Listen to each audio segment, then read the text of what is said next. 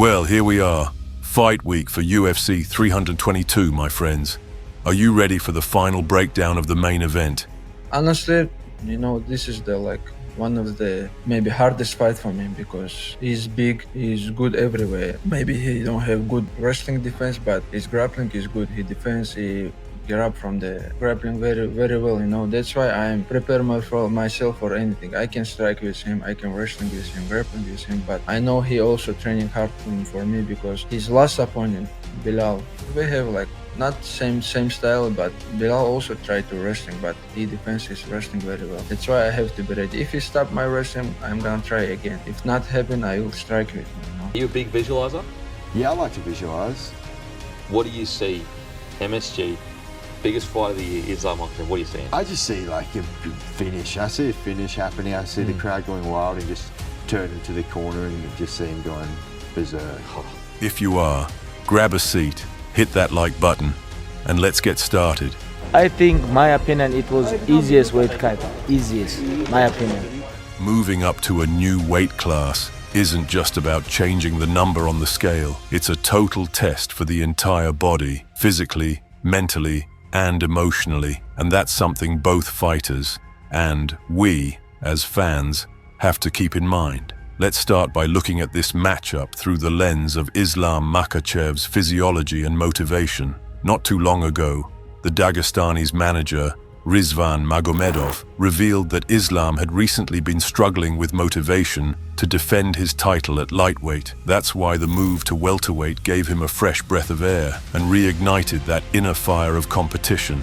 That's a serious psychological factor, one that can't be underestimated. From a physical standpoint, the transition might actually be a blessing. He no longer has to endure those draining, borderline dangerous weight cuts, which often took a heavy toll on his conditioning and recovery. That could mean better stamina, stronger endurance, sharper reactions, and a more durable chin. Now, tactically, here's what we're looking at. From Jack Della Maddalena's side, the entire game plan will revolve around one task. Don't let Makhachev take him down. Jack will rely on constant movement, smart footwork, and sudden entries into close range to land his signature boxing combinations. Fast, accurate, and heavy. For Islam, the goal is obvious.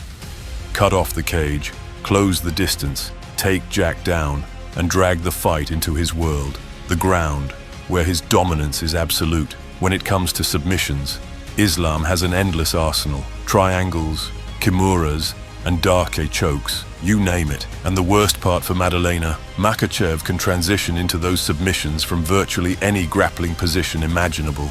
Now, to Jack's credit, his camp made a smart move, bringing in Alexander Volkanovski, who fought Islam twice, and Craig Jones, one of the best grapplers on the planet. Both of them know exactly what it's like to deal with Dagestani-style pressure and wrestling, and they'll undoubtedly give Jack every possible tool to handle it. And by no means is Islam an easy for anybody to understand. Any MMA fighter that's a striker that's not going to have an easy time with him. I've been with this kid going on 11 years, watching him just destroy everybody on the stand-up. Guys that are much better stand-up than him, and he still destroys them. So, no.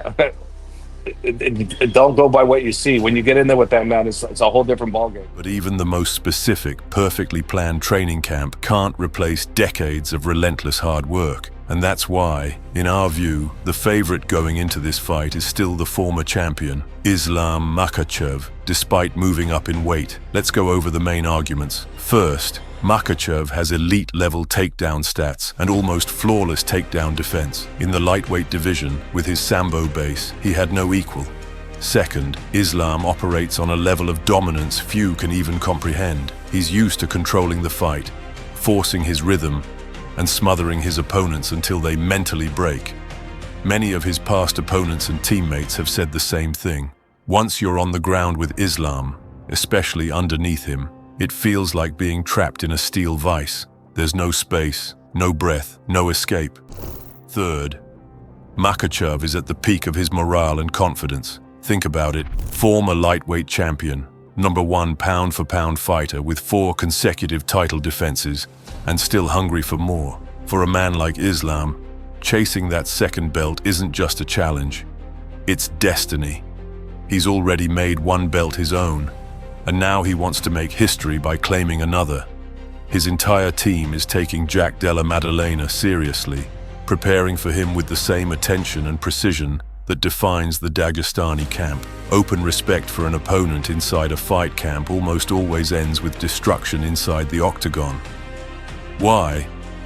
Because when a fighter trains while imagining that his opponent is faster, smarter, stronger, and more dangerous than he really is, he arrives prepared for absolute war.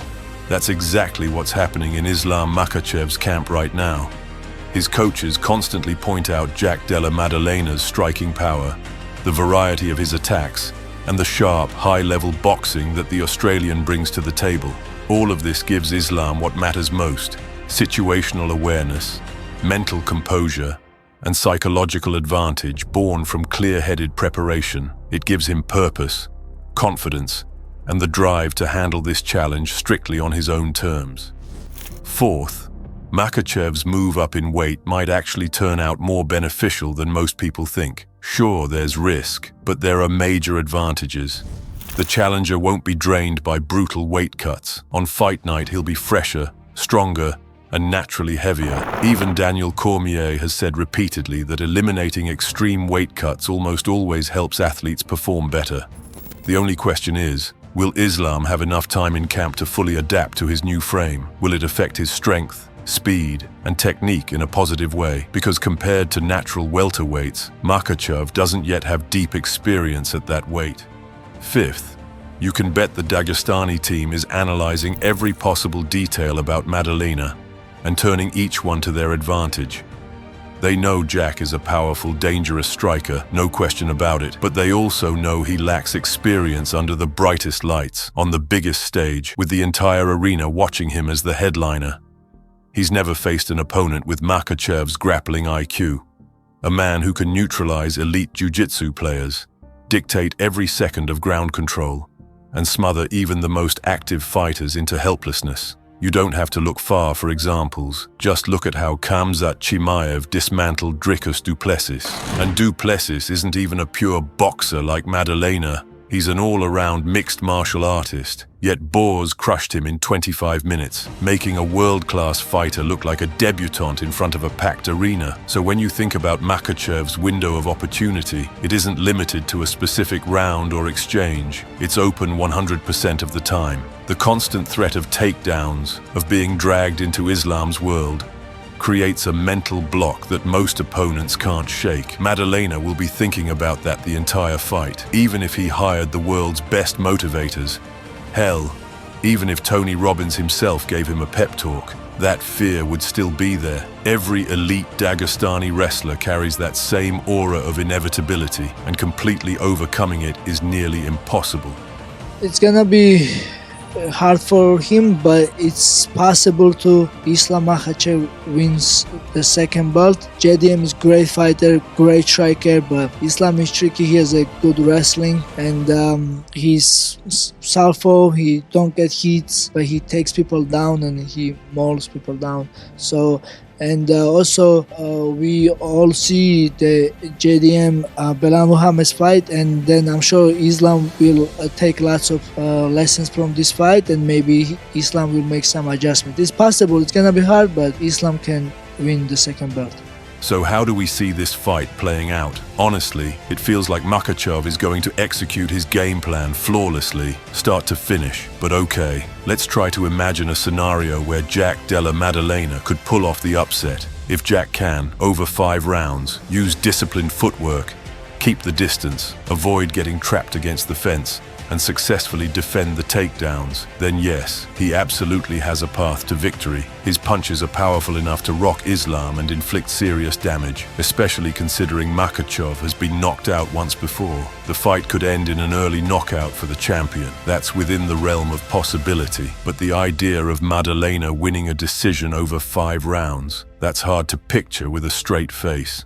For the challenger, the key to everything, as many analysts have said, is the first takedown. Once Islam secures one clean takedown, he'll instantly know everything he needs about Maddalena's defense. If he can establish strong top control, he'll start breaking Jack down piece by piece and eventually find the perfect opening for a submission or a ground and pound finish. Worst case scenario for Maddalena, he gets drowned, slowly exhausted, losing round after round, doubting himself until the final horn, which will sound like the death knell of his title reign. Because make no mistake, Makhachev's grappling is so dominant, so suffocating, that even at welterweight, it remains a lethal threat to anyone alive. If we look at the opening rounds, here's how we see it unfolding. Islam Makhachev will take his time. He'll start calmly, studying Jack Della Maddalena, finding his range, not rushing in with his hands, but spreading his energy around the cage, methodically waiting for that one moment to shoot for the takedown, and that moment will come. For Maddalena, it won't be obvious. He'll be in this slow-building cloud of uncertainty, a kind of anxious tension where mistakes are born. And Islam, he'll start capitalizing on every single one of them, striking while the iron's hot. Makhachev doesn't need wild exchanges. At most, he'll throw jabs to control the range and test Jack's reaction speed, just to collect data for the later rounds. By the midpoint of the fight, we'll start seeing clinches, trips, and throws from the Dagestani. And if he gets the fight to the mat, the place he calls home, that's when the surgical work begins. Precise ground and pound, positional control, feints and traps leading to potential submissions. If the fight goes into the later rounds, which we might very well see, Islam's improved conditioning will play a key role.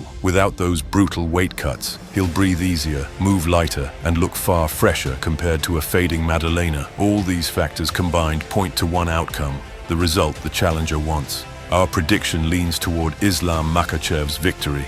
Despite Jack Della Maddalena's striking advantage, Islam's level of grappling remains one of the best in UFC history. Yes, working with Alexander Volkanovski will help Jack, but let's be real, you simply can't replicate Islam's pressure and technique inside a training camp. We expect Makhachev to adapt well to the new division, score multiple takedowns, and control the fight both physically and mentally. The most likely outcomes? A submission win in the third or fourth round, or a dominant decision on the judges' scorecards. His chance of victory sits around 60–65%, a fair reflection that even without being invincible, he remains the clear favorite heading into UFC 322. It's the biggest fight for me in my career. It's the biggest fight, you know. Of course, when I fought for the title first time, and now it's like, I think it's very different. Because we have a lot of UFC champions, but not much double champions. That's why I want to be one of them, and it's the biggest challenge for me.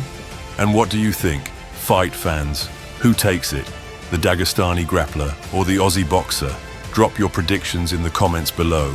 Don't forget to subscribe, and of course, smash that like button if you enjoyed this breakdown. See you in the next one.